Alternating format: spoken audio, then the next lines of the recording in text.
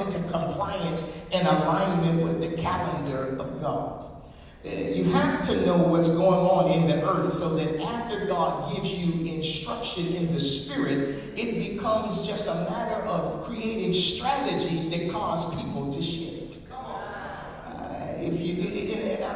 Brother preachers, if we don't challenge people to change, then we'll keep having happen what's been happening. I'm concerned, Bishop, that if we're not careful, the church will become an institution of irrelevancy, whereby we will go into back rooms and do church programming and then come out and force on people what we've created in a back room. And it does not work. And I am burdened. I am so burdened by our Pentecostal church. Yes, yes. Because we speak in good tongues. Lord knows we shout very well. Yes, yes. But our voice is becoming silent in the earth. That is so true. So we come to understand in this our 90th workers meeting, what then must be our challenge and our responsibility, so that when we leave here, we don't just go away from here saying it was good to have been here. But we can't recite anything that has happened that caused us to change. And after coming for 90 years, God is saying in this meeting, we must deliberately move from belief to a behavior that causes things to change when we leave and go back to our church. So we understand what the writer is telling us. He wants us to get something. So first of all, he says to everything.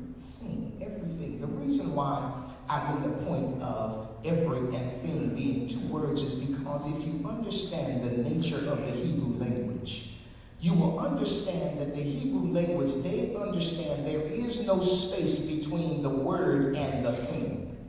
And stay with me, because see, in the Hebrew language, each letter has in it its own physical element. It has the essence and the nature and the characteristics in it that bears its own essence in creation. What did he just say? I'll say it to you like this. In other words, they understand in the Hebrew language that words are creative. We say we got it, but they understand that words are creative, because in the beginning of all things, God chose to use language as his vehicle of creation. Because he was so determined that the letters of the words in which he used, not only when they are spoken or articulated, but they are spoken and created at the same time. Oh, stay with me, I'm going somewhere. I hope y'all still with me as I say at home. Art thou still here? Just checking. And in other words, let me give it to you like this. I know we're in school right now. Some of y'all want me to hoop, but I'm going to get there. You have to get this. We've been coming for 90 years. That's a long time. This time has to be different. You got to get this. For example, in the Hebrew language, if I say olive bet, B meaning bet meaning B in English, B is just not the letter B, but B means house. So when I say Bethel, I'm saying the house of God. Which means the letter carries the physical existence of a thing. So now when I translate that into Christology, I understand that there is no time between the declaration and the manifestation. So now, we as believers, what happens to us, it troubles me, because we declare and then we wait.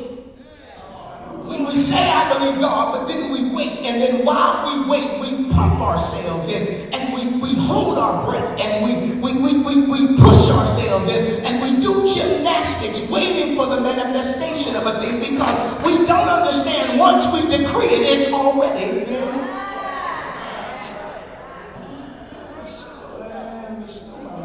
But because we don't understand, there's no space between the manifestation and the declaration, we don't act like it's already done. We act like we're waiting for it to be done. But once you declare it, your lifestyle, your mindset, your verbiage, your behavior must act like what you have declared is already done. Which means you have no space for worry, you have no space for anxiety, you have no space for fear, because what you have decreed is already